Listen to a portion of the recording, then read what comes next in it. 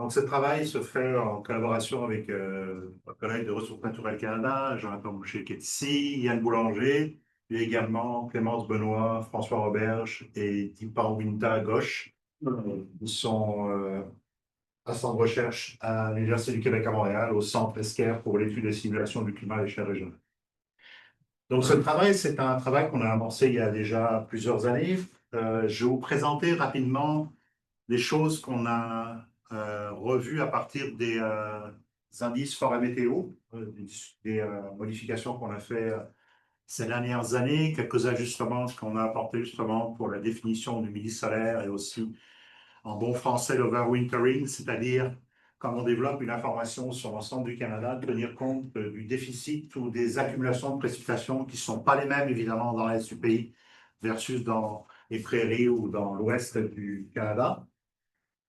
Quelques éléments reliés à la modélisation de risque de feu, les outils de développement en cours, et puis je passerai aussi à travers un travail qu'on a commencé depuis plusieurs années aussi sur les effets précurseurs des risques de feu, en particulier les blocages et d'autres indices qu'on utilise justement pour anticiper, améliorer la prévisibilité des risques de feu et conclusions et perspectives.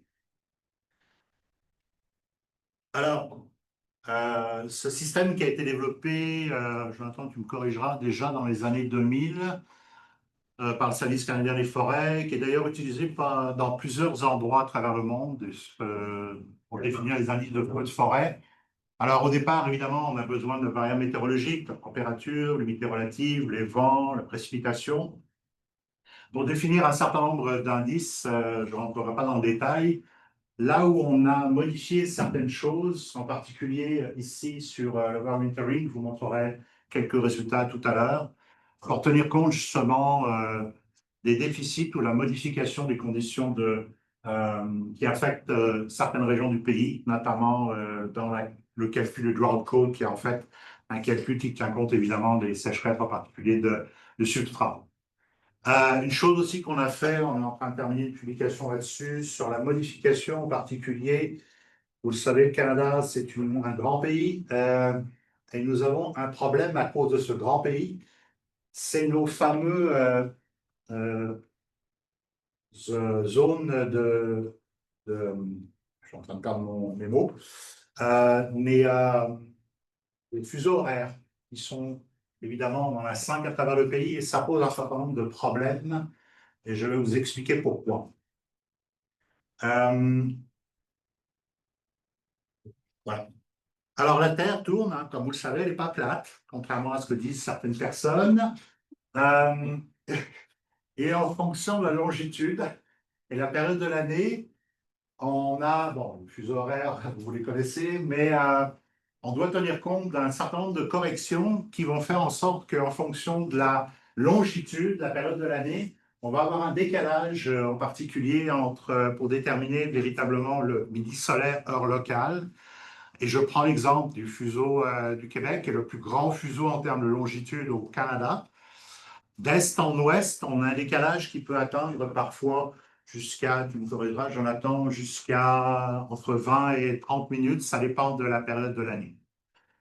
Tout ça influence évidemment les variables météorologiques qu'on utilise aux heures pour déterminer quand, au moment de la journée, on a les conditions encore une fois optimales pour calculer justement l'indice forêt météo au moment justement où le midi solaire, où le soleil est pratiquement notamment au zénith, mais à la verticale, au moment où il fournit le maximum d'énergie, parce que ça va déterminer justement les indices forêt au moment du maximum de la journée. Donc, on tient compte à la fois d'un facteur de correction sur la longitude, puis également une équation de temps de correction. Vous le savez ou vous ne le savez pas, mais la Terre ne tourne pas exactement à la même vitesse à chaque année. D'ailleurs, des articles récents viennent de montrer que la vitesse angulaire aussi de la Terre est en train de changer à cause de la construction de gigantesques barrages en particulier qui modifient évidemment le volume d'eau qui est stocké dans certains endroits et qui va modifier une partie de la rotation de la Terre. Je discutais, et je termine là-dessus, je ne vais pas rentrer dans le détail, avec mes collègues qui travaillent en paléoclimatologie, mais le volume océanique qui change évidemment avec l'augmentation du niveau de la mer est en train aussi d'influencer une partie en fait on va dire, des vitesses de rotation de la Terre. Donc, plusieurs choses qu'il faut tenir compte pour modifier ça. Et pourquoi, finalement, ce n'est pas juste un problème pas météo ou physique. Ce que ça faisait, c'est, je vous montre ici, donc on a inclus cette équation ici pour calculer les indices forêt météo, juin, juillet, août. Ça, c'est en utilisant justement la même valeur d'ensoleillement en fonction des fuseaux horaires. Donc, selon évidemment la méthode qu'on appelle UTC. Grosso modo, on a l'impression qu'on a à peu près la même chose, sauf que quand on fait les différences, ben, vous voyez qu'à chaque changement de fuseau horaire, on a un décalage ici dans l'Est avec un retard des valeurs d'IFM qui sont plus faibles. Et au fur et à mesure qu'on se déplace vers l'Ouest, ça génère des discontinuités extrêmement importantes au moment des changements de fuseau horaire. Donc, on voulait corriger ça parce qu'on développe une information, évidemment, sur l'ensemble du Canada à partir de données grilles. Ça peut être des réanalyses ou des sorties de modèles. Donc, juste pour montrer que finalement, ça finit par avoir des applications non négligeables sur cette calcul de midi solaire versus la méthode UTC pour le calcul des indices forêt météo qu'on utilise évidemment pour déterminer les risques de feu à travers le monde. Donc ça, c'est une première chose. Deuxième élément relié aux outils qu'on utilise, alors Amélie en a parlé ce matin. Alors on a au centre Esquerre, on utilise, j'ai oublié de le mentionner, c'est important, d'où vient le modèle. C'est le modèle de prévision environnement Canada, donc c'est l'avant-dernière version qui sert à la prévision météorologique court et moyenne échéance. On se base sur ce qu'on appelle le HRDPS, qui est la version du modèle à très haute résolution. Nous, on en fait évidemment une version de climat. On a deux séries de simulations, encore une fois, Amélie en a parlé, un sur l'ensemble de l'Amérique du Nord, une résolution de l'ordre de 11 km, et on fait également un downscaling ici piloté aux frontières par modèle à 11 km, à 2,5 km, et cette version-là, on l'utilise ce qu'on appelle en convection permitting, donc comme le mentionnait Amélie, ça veut dire qu'on désactive la paramétrisation de la convection profonde. Le modèle à cette échelle-là est capable lui-même de générer la convection profonde à l'origine évidemment des orages et des suivis orageux. Alors que, excusez, à plus basse résolution, on est obligé d'utiliser la paramétrisation. C'est une technique qui existe. Autre chose aussi pour ceux qui adorent ça, la physique, notamment M. Nadon. Le modèle, à ce moment-là, est non hydrostatique. Donc, on est obligé de modifier une partie en fait, des équations parce qu'à cette échelle-là, on ne peut pas utiliser l'approximation hydrostatique. Donc, toutes sortes de petites choses comme ça qu'on modifie dans le modèle, y compris aussi, on modifie les conditions de surface qui ne sont pas le même schéma que celui qui est utilisé en mode prévision. Alors, on a parti un certain nombre de simulations. D'abord, une pilotée sur le grand domaine 12 km avec les analyses ERA5. C'est vraiment notre simulation qui nous sert justement à la validation des conditions actuelles et vérifier que le modèle est correct. Et les choses sont là juste, évidemment, au fur et à mesure qu'on découvre de certaines choses dans le modèle. On a également parti, elles sont terminées, celles-là, la même configuration 12, mais pilotée par trois modèles de CIMIP6, donc les trois modèles qui ont servi dans le dernier rapport du GIEC. Pourquoi on a sélectionné ces trois modèles-là? D'abord, c'est une question de disponibilité des données, de une certaine, on va dire, véracité ou robustesse de l'information qui est générée. Elles ont fait partie, de toute façon, ces trois modèles-là, du rapport, oui, du GIEC, mais aussi d'évaluation de ces modèles-là de CIMIP. On a également, donc la partie historique, c'est fait. On est en train d'ailleurs de les analyser. Je ne vous montrerai pas tous les résultats aujourd'hui, mais ces deux simulations en mode futur, celles-là sont terminées et on est en train de compléter celle-là qui va être terminée dans courant d'été. Ça veut dire qu'on aura trois ensembles de simulations avec trois modèles différents, pilotés en mode actuel et en mode futur. Et on va utiliser le scénario. Ah, excusez.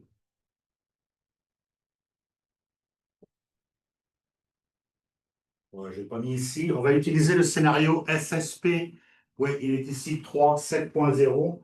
Ce n'est pas le pire, mais ce n'est pas le moins pire. D'ailleurs, pourquoi on a utilisé ce scénario-là? Il y en avait un peu moins, on va dire le 4.5. Oublions ça, évidemment, avec ce qui se passe aux États-Unis. On n'atteindra pas le scénario 2.6, qui était celui qui nous permettait de maintenir le réchauffement en bas de 1,5 degré et surtout de 2 degrés. Donc, de plus en plus, d'ailleurs, en modélisation. On a suivi d'ailleurs la recommandation de nos collègues européens qui utilisent d'ailleurs ce scénario-là privilégié en plus du scénario un peu moins, on va dire, pessimiste, qui est le 4.5, mais nous, on commence avec ce scénario-là. Une chose aussi qu'on a découvert qu'il fallait faire, encore une fois, merci à nos collègues de Ressources naturelles Canada, parce que ça nous apporte aussi des compétences, des choses qu'on voulait faire dans le modèle. On avait découvert, puis je rappelle Jonathan, dans les anciennes simulations, on utilisait une base de données qui nous vient en fait pour décrire les champs géophysiques, notamment de végétation, qui nous venait des Européens qui avaient développé ça. Les Américains, encore une fois, malheureusement, j'espère que ça continuera à être disponible, notamment le North American Environmental Atlas, a développé une information à très haute résolution, 30 mètres de résolution, pour définir les types de surface. Et on avait un problème, notamment ici, dans ce secteur-là, ou dans d'autres secteurs, où on avait les températures trop élevées, les conditions de végétation n'étaient peut-être pas les bonnes, et on voulait voir en mettant justement... Ah, il s'est mis à... Bon. Donc, on a changé les fractions végétatives, en particulier dans la plupart des régions, en fait, en Amérique du Nord, pour revenir à des conditions végétatives qui sont un peu plus représentatives de la réalité par rapport à ce qu'on avait avant. Puis, on a commencé à regarder un peu l'effet des simulations en changeant les conditions de végétation. Ça, c'est juste une image. Alors, les vents, on a parlé des vents tout à l'heure. Comment valider les vents au Canada? On a des données de station, mais dès qu'on part au nord, ben, on n'a rien. Donc, ça, c'est juste un portrait. C'est quoi les vents moyens qui viennent de la réanalyse ERA5 Land en hiver? Ça, c'est la nouvelle réanalyse, un nouveau produit. Pour ceux qui ne savent pas, l'Environnement Canada est en train de produire une nouvelle set de réanalyse. Ça y est, c'est disponible depuis 1980 jusqu'à aujourd'hui, à une résolution de l'ordre de 12 km avec toutes les variables. Donc, c'est la première réanalyse qu'on a à l'échelle nord-américaine qui vient d'Environnement Canada, qui va nous permettre de pouvoir justement comparer les vents. Et je vais vous mettre juste en évidence, ça c'est l'ancienne simulation qu'on avait avec les champs géophysiques.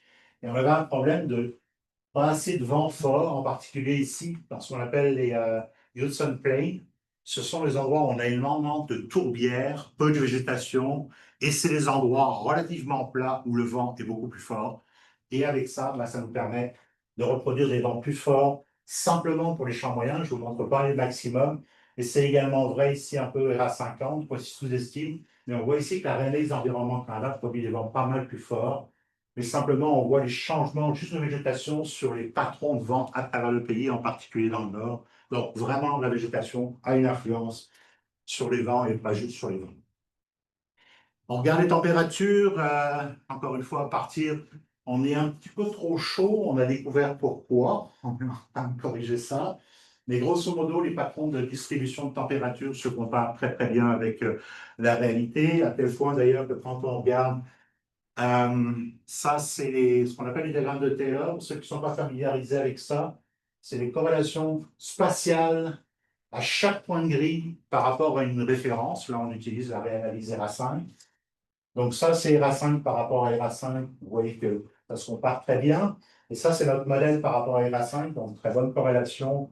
On a ici la médiane des points. C'est ce qu'on appelle le rapport de variance, donc près de 1. On est relativement proche pour les températures de ce qu'on a dans ERA5.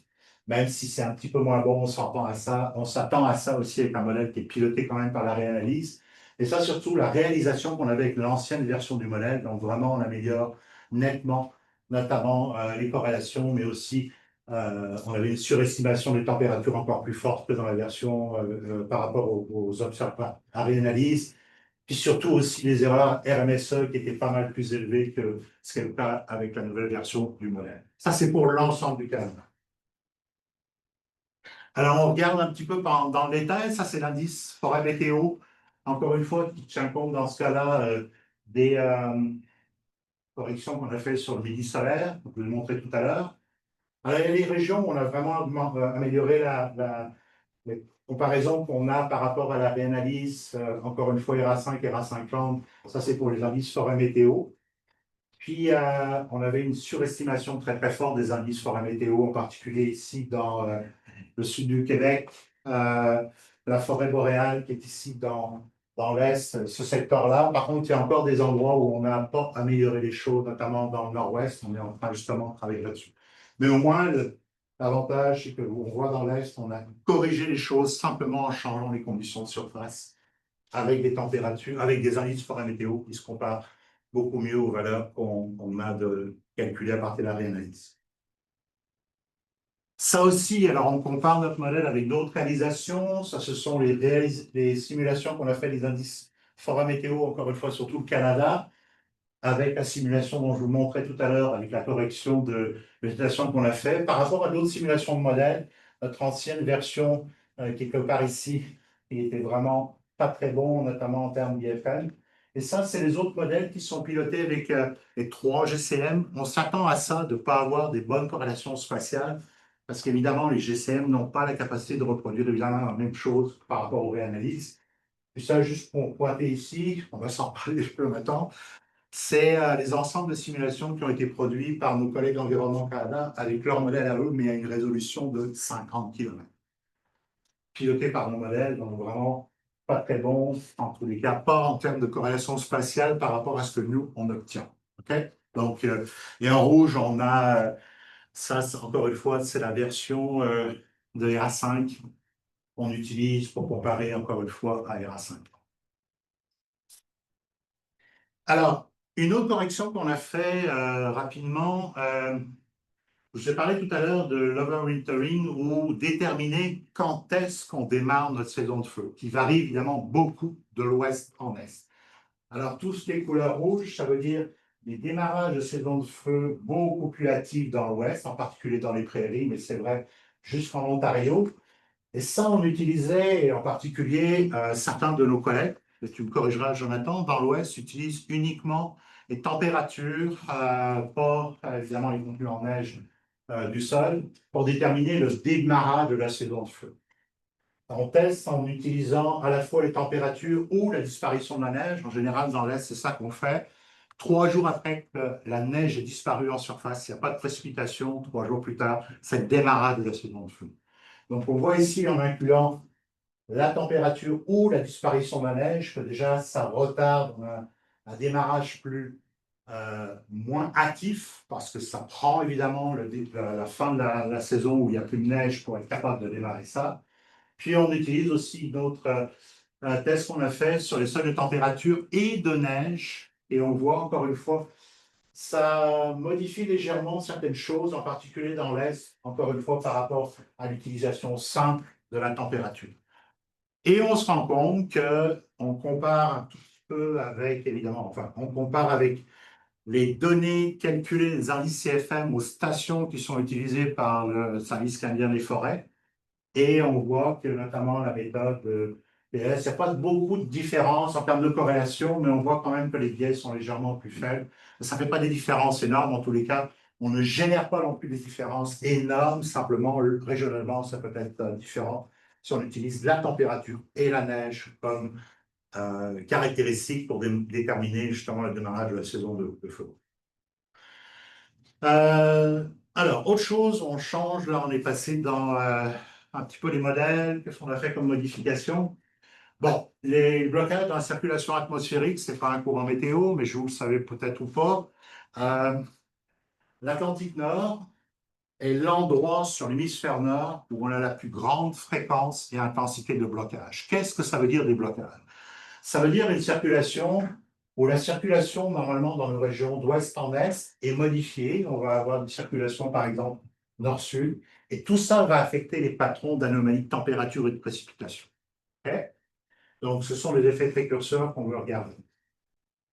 On avait déterminé dans une étude qu'on avait faite que, par exemple, les blocages qui se produisent dans l'Atlantique en hiver, vous voyez ici les corrélations avec les températures, plus on a des blocages importants en hiver dans l'Atlantique, plus ça génère des anomalies de température très importantes, plus chaudes dans le nord-est du pays. C'est vrai en hiver, mais c'est vrai également au printemps. Vous voyez ici les patrons dans la mer du Labrador, mais également dans le nord du Québec. C'est un peu moins le cas pour les autres saisons, pour l'été, mais par contre également pour l'automne. Donc on sait que les patrons de blocage, ces blocages qui se forment dans l'Atlantique, finissent par avoir une importance sur les températures en particulier, mais d'autres variables. Une chose qu'on vient de découvrir, c'est qu'on regarde non seulement les blocages, mais où est-ce qu'ils sont situés.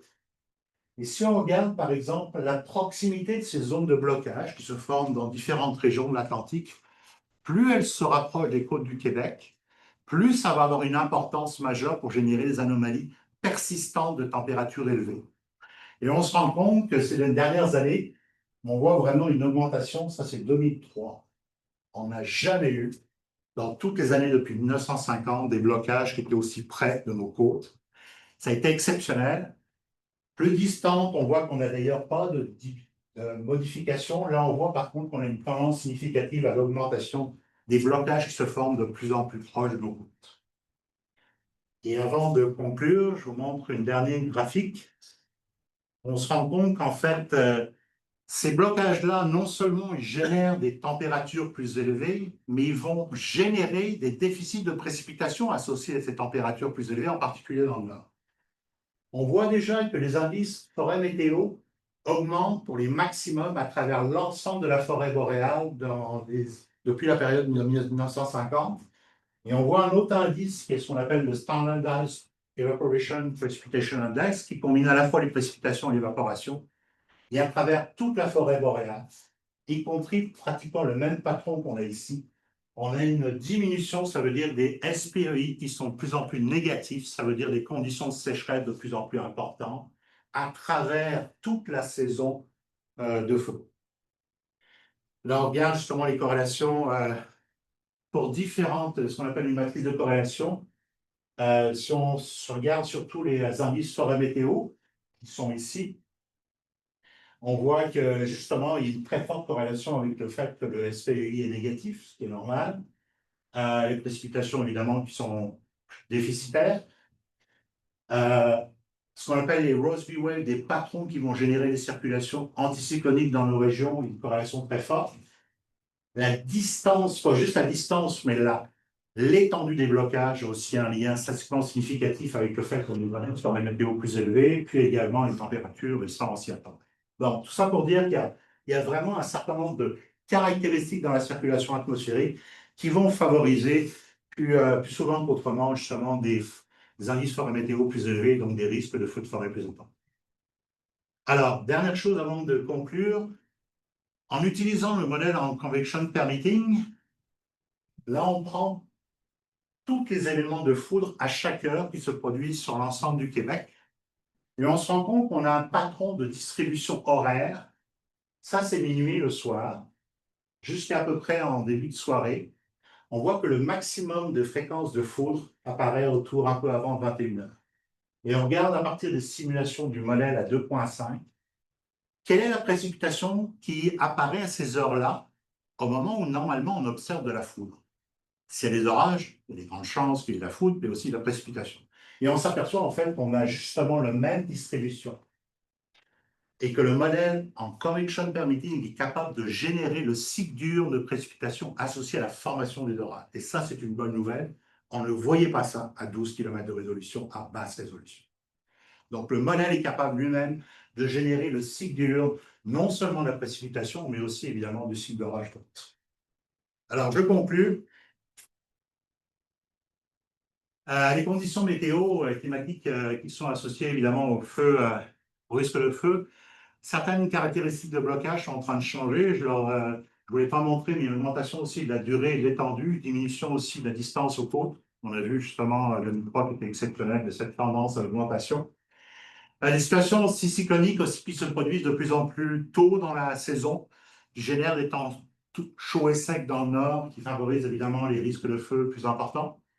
En termes de modélisation et de prévisibilité, il est important de tenir compte à la fois des facteurs d'échelle régionale. On a vu tous les changements dans les conditions de surface. On a juste modifié la végétation, l'importance que ça avait justement pour modifier à la fois les vents, mais on voit que ça modifie aussi les précipitations. Dynamique de grande échelle, le blocage qui est important évidemment de tenir compte. On voit la valeur ajoutée des convection permitting, les modèles, mais évidemment, il va falloir tout ça, confirmer ça dans les études subséquentes. Et je termine pour dire que la résolution temporelle, pas juste spatiale, des variables météorologiques est un variable important. Le cycle diurne des précipitations, la formation des systèmes convectifs qui génèrent les orages, je vous ai montré le cycle justement du modèle, mais aussi tous les maximums diurnes de l'IFM et les vents, j'en parlais justement, on en parlait pendant qu'on mangeait. Les vents dans la journée aussi sont associés à des modifications évidemment affectées évidemment par ce régime d'orage qui se forme. Et donc, les vents aussi, à l'intérieur de la journée, ont un cycle diurne, notamment en particulier dans certains secteurs de la forêt boréale. Voilà.